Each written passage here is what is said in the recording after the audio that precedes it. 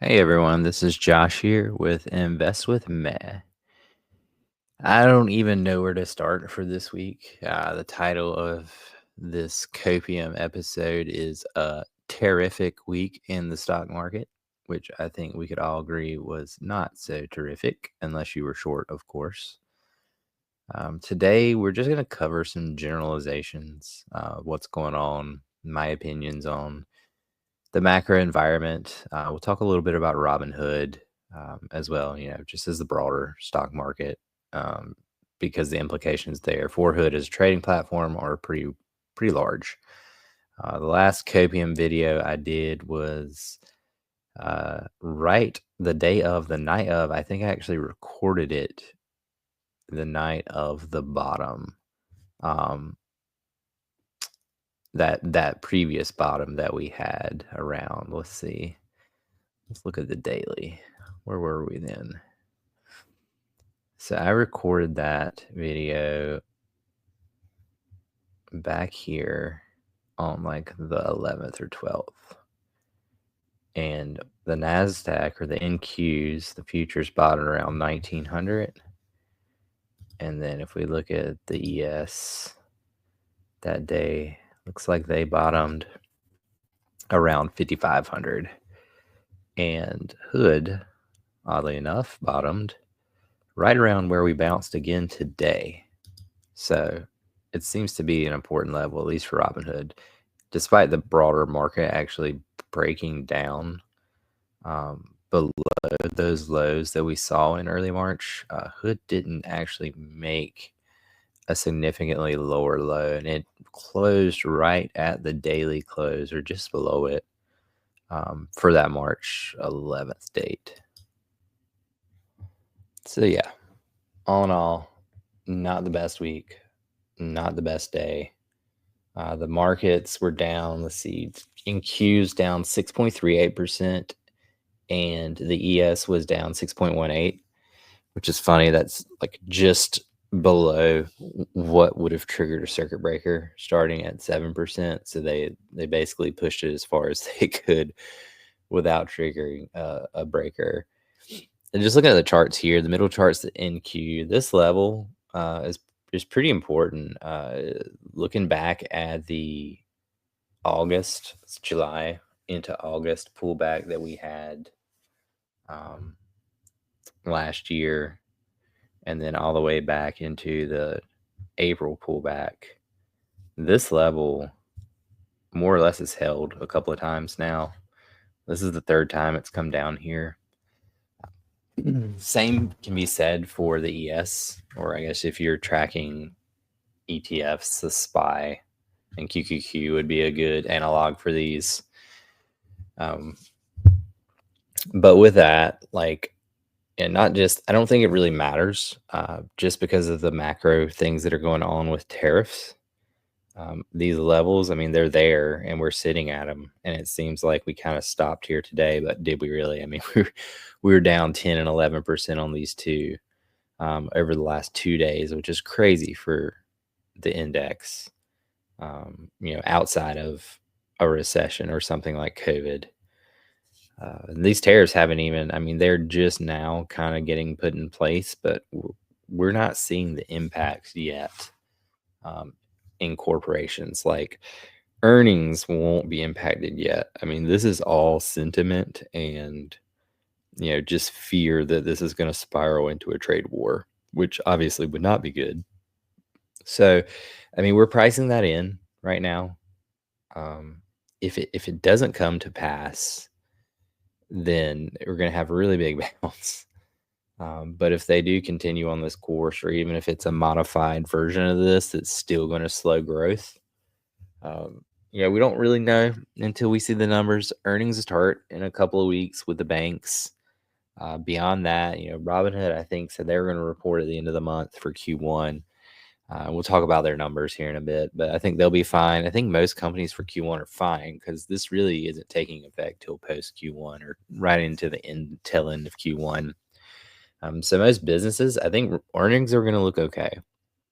The issues are going to be earning calls. earnings calls are going to be real problematic for everyone because no one really knows what's going to happen here.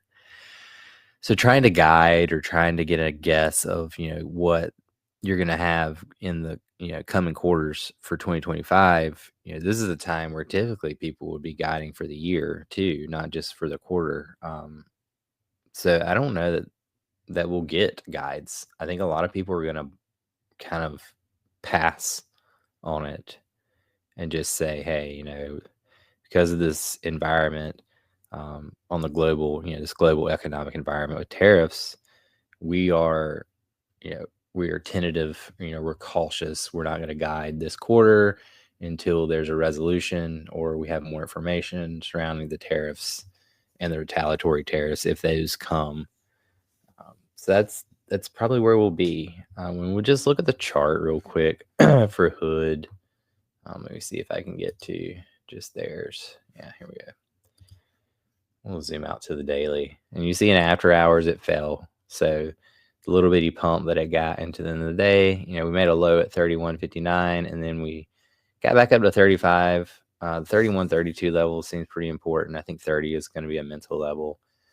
I talked about on my last copium video. Beyond that, start to look down here at this election gap. There's actually two gaps. There's this gap that we almost filled today on the daily at roughly just under 31.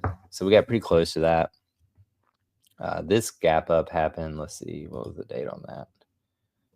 The beginning of November last year. So this is the election gap.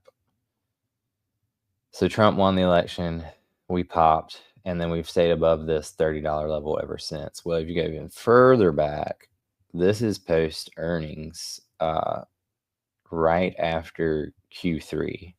When the earnings weren't so great, they had a gap up, and that gap goes all the way back to 25. And somewhere in between these two levels is this very long-term trend line. I think I'll have to go out even further than the daily. Go out to the weekly. Here we go. This trend line has held on a weekly basis since we bottomed for Hood back in early 2024. So January 2024, touched it again here. Late February, came back in. I don't even count this big dump because it was the this was the not tariff tantrum. This was the Ian carry trade dump here, and we basically got it back like almost the next day. But then we did retest it here again. So this line's been tested a few times. I mean, if you really want it to get ugly, I could see it doing this gap fill. I don't know if we get the gap that was further down here. I think it was like 25 on the daily. Let's find it. Yeah, right here at 25.25. But I think it could be somewhere in the middle. Like I could see it falling back in and touching this line and maybe a little break.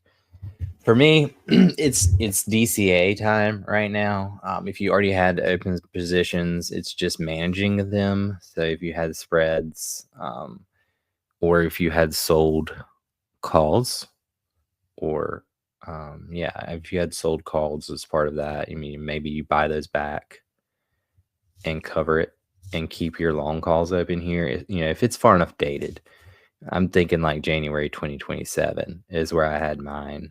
Which I actually closed just because I want to wait and reposition. And I haven't had them open that long.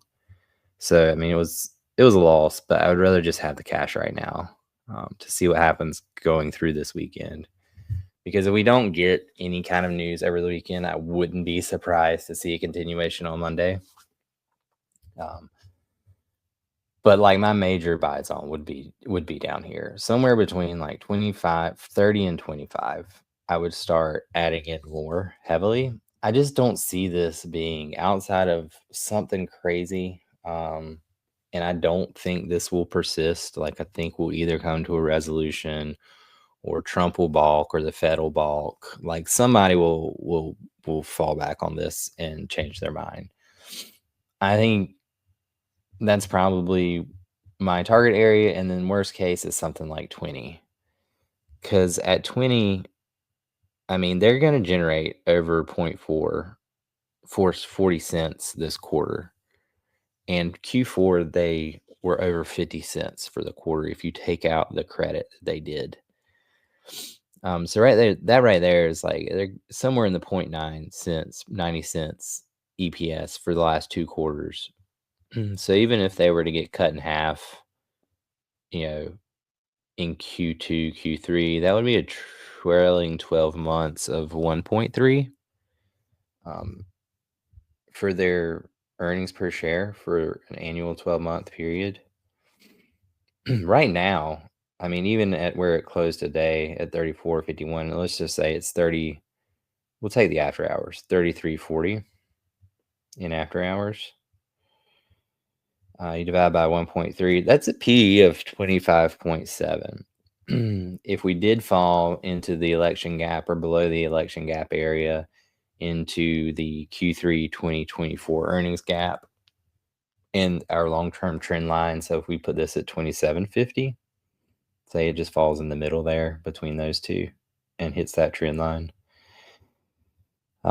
With earnings cut in half for the next 2 quarters, your PE then is like 21.2. So it's still going to be growing like their year-over-year comps. I feel like, I mean, Robinhood just isn't the same company it was a year ago.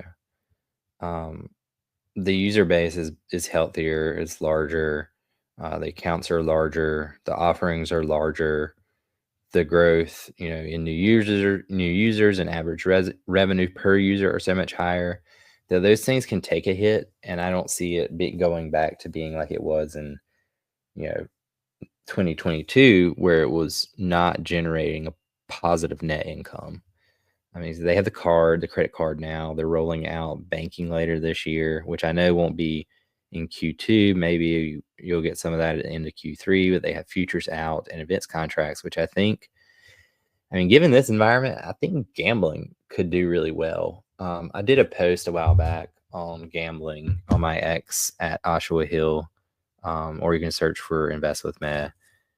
You can go back and look and see, like, even during recessionary periods here, let's just go find it. Anyways, just to be done with the chart, I think that's the area you're looking at if it really were to keep falling. Election gap, Q3 earnings gap, and then this long-term trend line somewhere here, between 30 and 25. Because at 20, it just becomes absurd. I mean, at $20, even with revenue cut in half the next 2 quarters, you would be looking at a trailing 12-month PE of 15 for a company that has a forward CAGR of like 19% for the next 3 years based on their trajectory right now. And that just doesn't make sense. So I don't see it going there. And if it does, something is horribly wrong. Maybe even beyond recession. Like, I feel like we would either need to be in like major deflation, major inflation, or stagflation, or like World War III for us to go back under these levels. Because the valuation just doesn't make sense down there in the teens, in my opinion. So talking about the, let me see if I can find it first. Talking about that hood. God, if I can't find it on my X. Let's see here. Here we go. Found it. So this is the gambling revenues for the United States from 2000 to 2024, so last year. And you see here, these are still pretty large markets. So even during the 2008 financial crisis and then during COVID before the STEMI, this is, around a $40 billion market annually.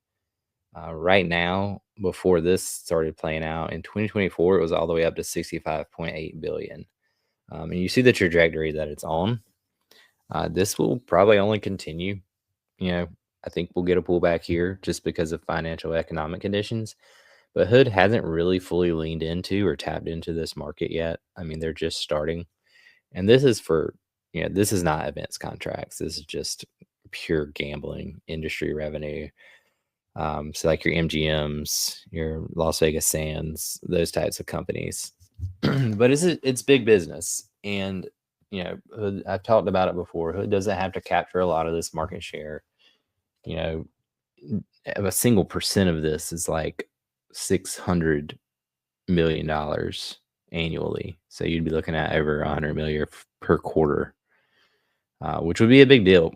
I think it'll be interesting to see how they roll this out now, because if equities, options, and crypto, which crypto's been holding, I need to look at crypto over the last couple of days, and maybe I'll do that this weekend to see what the trading volumes have been like. But if those things start to dry up, I think this is something they can lean into temporarily, because yeah, it takes a hit in recessionary periods, but it's a very large market that if we think this pulls back somewhere in here, I mean, you're still looking at a 70% type area, which would be, I don't know, a 50% drawdown from here. I mean, you're still looking at like $50 billion market in here somewhere. And the $50 billion is a lot that they can draw from. Maybe they get 0.5%. I mean, anything helps to keep their revenues from completely falling off a cliff. And they've just doubled the number of gold cards that they're getting ready to roll out. So there's other things that are coming, that are already here and coming with the banking that they can supplement the revenues with. And we'll see how gold memberships hold up. But that's another thing that's been really growing with some of the tactics that they've deployed to bring in new users, or new memberships for existing users and new users. If they can keep those growth, that growth going in gold membership, it's kind of like a Costco membership, right? That's just revenue that you can depend on, always. It's just there. Whether somebody buys something or not, or does a trade or not, you're still getting that revenue. So that was one of those things I just, was kind of thinking about. But let's look at earnings. Let's breathe in the hopium here. Sorry, it's events contracts. Speaking of, and those have looked really good so far. But we'll look at my earnings estimates for Q1 here. Is it not on here? Oh, this must be go up right here. All right. So I fleshed out based off of the March data that they gave us, and I just did an estimate of what the last 4 trading days would be in March. That's past us now, but assuming the take rate for crypto is 0.6%, which it was for the majority of the quarter, and some tokens are even higher, but our coins. I did get a revenue estimate based on their volumes of 278.3 million. That is down significantly, from the 300 plus billion that we saw in crypto last quarter. Options actually were fine. Options were still strong this quarter. They were actually up a little bit at 232.6. Again, this is just based on their trading volumes and the revenues they were able to generate off their trading volumes last quarter. So I knew those two things, and then what the volumes were for this quarter. So you just saw for X there. Same thing for equities. Equities dropped a little bit this quarter, but options offset that. The others I kept the same as last quarter, their other trading revenues. And then I did add a category here for futures that I didn't previously have. We know in the first month they made around 1.2 million. So if we just assume that they did the same thing roughly in the next month with maybe a little bit more adoption, that's where I came to 2.5. Net interest is just based on the growth rates that we've seen heading into Q1 over the last couple of years, and their net interest data that they shared with us. And I just extrapolated up based on that growth trajectory. So it's a little bit higher at 303. Other was roughly the same too. And then events contracts, I added in a section for this because I do think they'll get around maybe 2 million. I don't really know because I don't know how many contracts are counted for Hood. I did find out that the total number that you're seeing for events contracts, at least on the men's and women's bracket portion, is not just Hood. Like, it's everything that's being routed through Kalshi. So that's Kalshi and anybody else that they're affiliated with. But I think Hood will take a pretty big portion of that. So that's where I get the 2.5 million from. So revenues are down. I mean, last quarter we were over $1 billion. Now we're down to 952. Um, assuming their OpEx and cost of revenue, I don't know if they take a hit from some of the fines they've been given. I think they said on the last earnings call that those had already been accounted for, so we shouldn't see them reflected here. And if that's the case, then I just kept OpEx the same and cost of revenue the same as the previous quarter. They are usually pretty consistent because they're 90% of their OpEx it's fixed. Their expenses are fixed, 90% of them. So you're just not going to see a big change there unless there's an acquisition or something major has to happen there. And I don't think anything happened over the last quarter that wasn't already accounted for in their accounting that would be reflected here. So I get the net income, which mine's a lot higher. So maybe I'm missing something.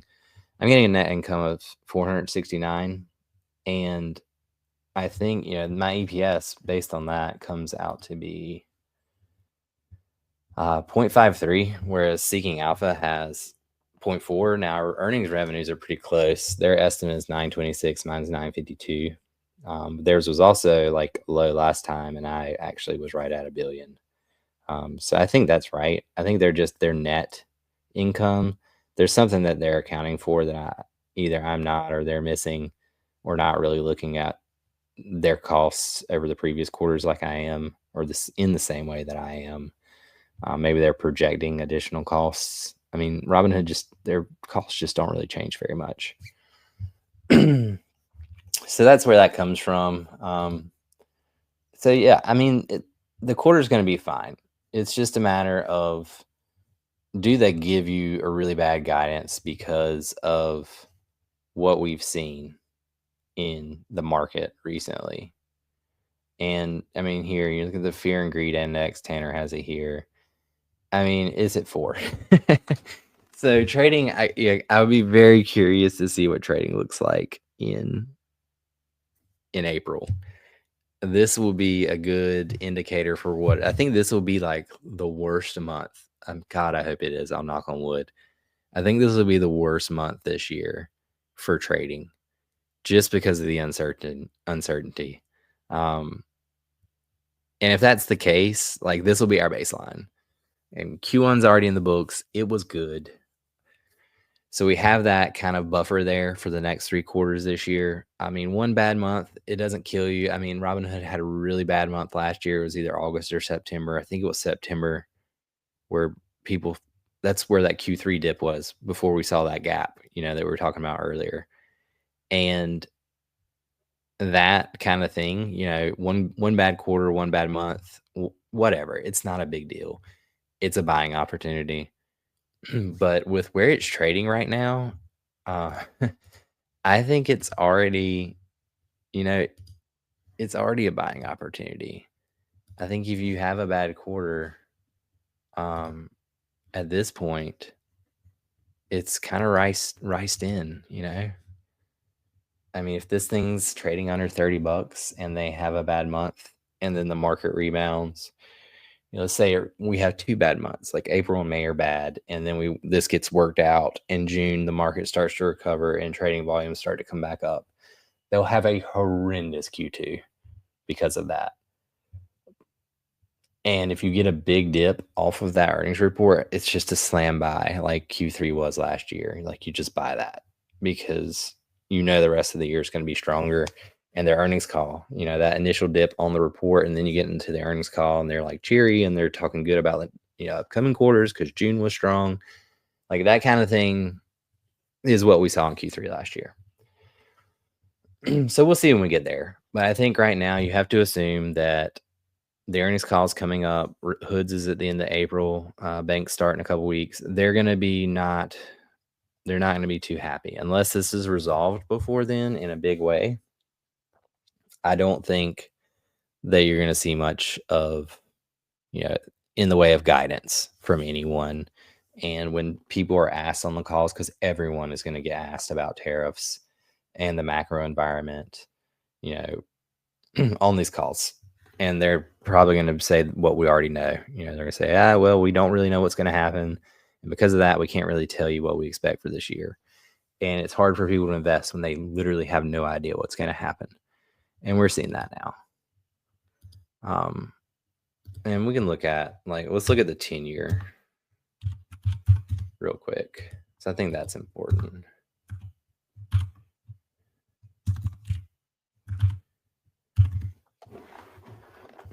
So yeah, looking at the 10-year, we got a big pullback today, which was good. We want to see that. But then it kind of recovered at the end of the day back into 4. And I don't know if that's really telling us anything. I don't think it is. I think it's just intraday fluctuation, but the trend here is clear from, almost 4.5 to 3.9 today. We go back and look at it over the last 3 years. We did break below this trend line that we've had here. And I don't know if that, we'll see. We come back up to it, retest it, and then fail, maybe.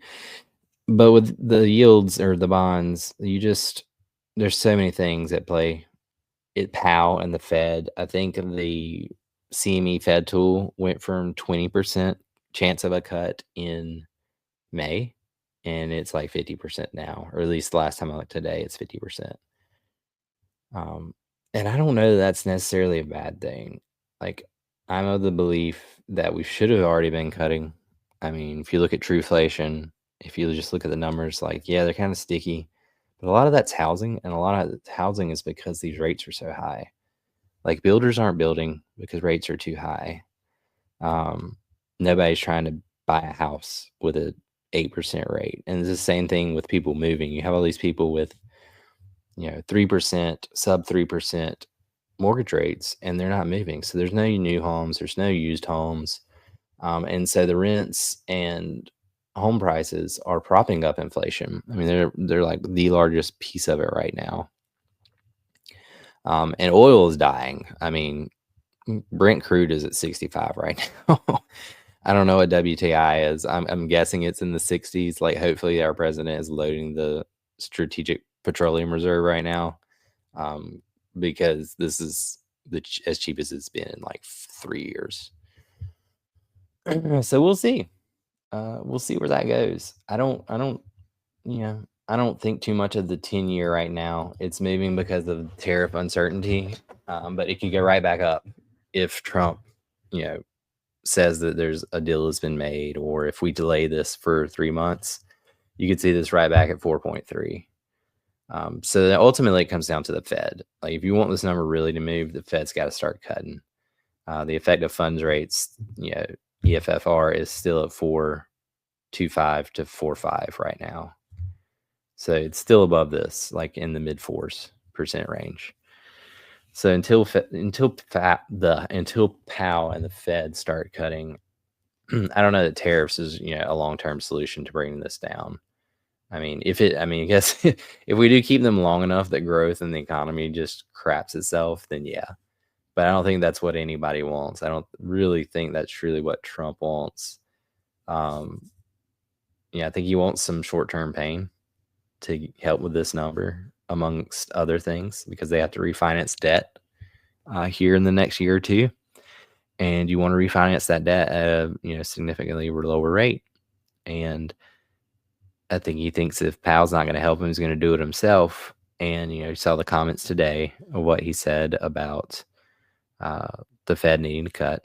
And I don't disagree with it. I think cutting would free up the housing market, and in a weird way, I think it would bring inflation down.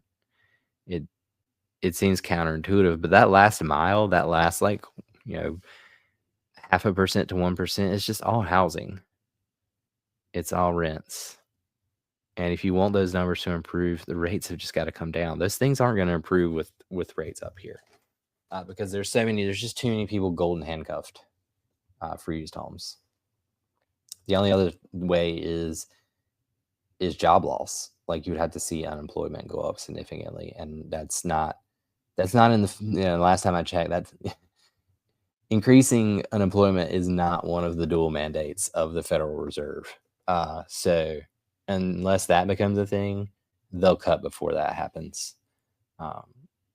And whether it's just because they want to prevent that from occurring, I think that'll be ultimately what unwinds that housing lock that we've been in.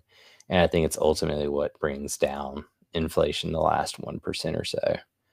Because, like I said, oil is already, a lot of the input type things in commodity land are already way down.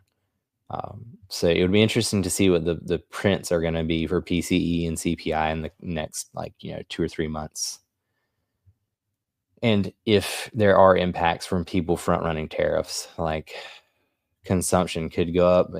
Me personally, I bought a bunch of stuff recently because we're renovating a house. We pulled forward some purchases that we didn't really need right now because I want to lock in prices before tariffs get too riled up and become official after April 9th. So that's where we stand. Those are my thoughts there. Yeah, I think Hood will be fine. If you are in shares or leap options, I think you just sit and wait and see how this resolves on the macro level. If you're short dated, you're probably going to need to find a way, if you haven't already, to start playing some defense. And it may even be too late. You might just have to eat it or roll it out to longer dates if you're in options. If you're in shares, just, I'm sorry if you bought it at $60. That's unfortunate, but I think if tariffs get worked out, you're gonna see this back in the 50s before the end of this year, in my opinion.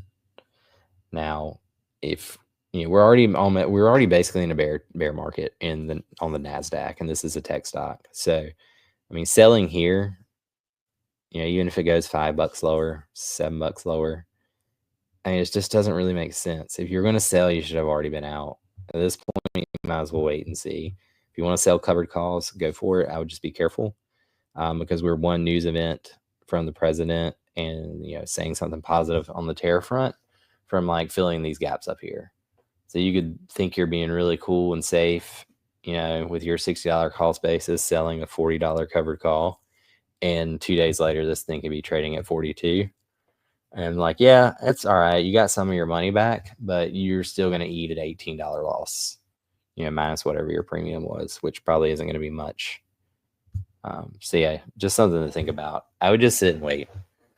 I wouldn't do anything until we get back to the $50 level as far as protection on the covered side.